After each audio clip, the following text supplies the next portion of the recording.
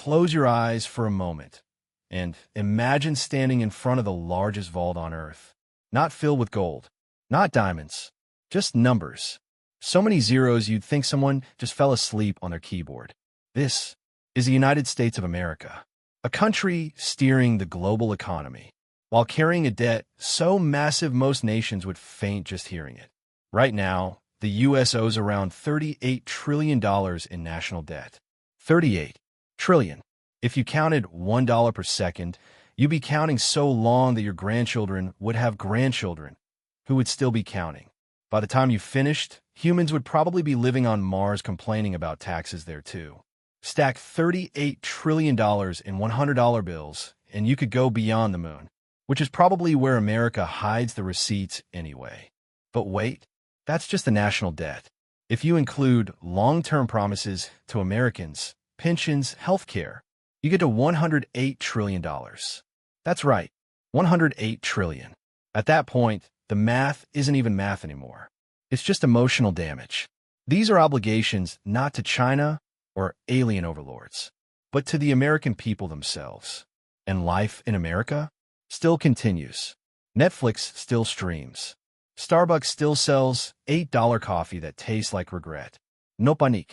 Meanwhile, the U.S. pays $1 trillion a year just in interest. Just interest. That's not paying the debt down. That's paying the minimum payment, like someone who keeps buying PS5 games on a credit card. $1 trillion could feed entire nations. Or, in America, it can fund 1 year of airport food. But here's where it gets really interesting. While the U.S. owes ridiculous amounts of money, it also controls about $170 trillion in off-book assets. Land, resources, corporate power, tech giants, and, of course, the ultimate infinity stone, the U.S. dollar. America could technically pay its debt, but it won't. Why? Because paying debt is for regular humans, not for the boss of the global economy. Think of it like this. If you can borrow at 2% interest and make 8% profit from that money, are you going to pay off the debt? No. You're going to invest, buy real estate, open a taco truck, live your life. That's America. Except instead of tacos, they invest in AI, aircraft carriers, and space lasers. So why wouldn't the U.S. pay off its debt? Because the debt gives it power. Imagine you lend your friend $10. Now he owes you, right?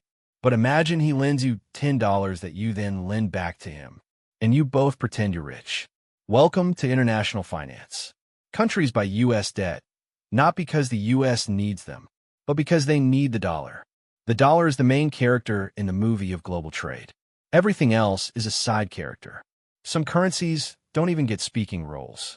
So if the U.S. suddenly paid back all its debt, the dollars used worldwide would disappear. The world economy would basically implode. It would be like unplugging the planet to save electricity. Technically possible, but everyone dies. Even U.S. politicians understand this. They argue like cats at 3 a.m. But when it comes to debt, they all agree. We're not paying that back. Why? Because it's not their debt. It's the government's debt. Like when your roommate destroys the kitchen and says, "Oh yeah, we made a mess." Politicians don't see debt as a monster. They see it as a tool. If we borrow $1 trillion and make $2 trillion, great. If we borrow $2 trillion and make 4, even better. If we lose money, just print more? Easy. America borrows money to make more money. That gives it more power, so it can borrow even more money. It's basically a financial gym, bro. Meanwhile, the dollar continues to dominate. Oil? Dollar. Big finance? Dollar. International pop star concerts? Probably also dollars.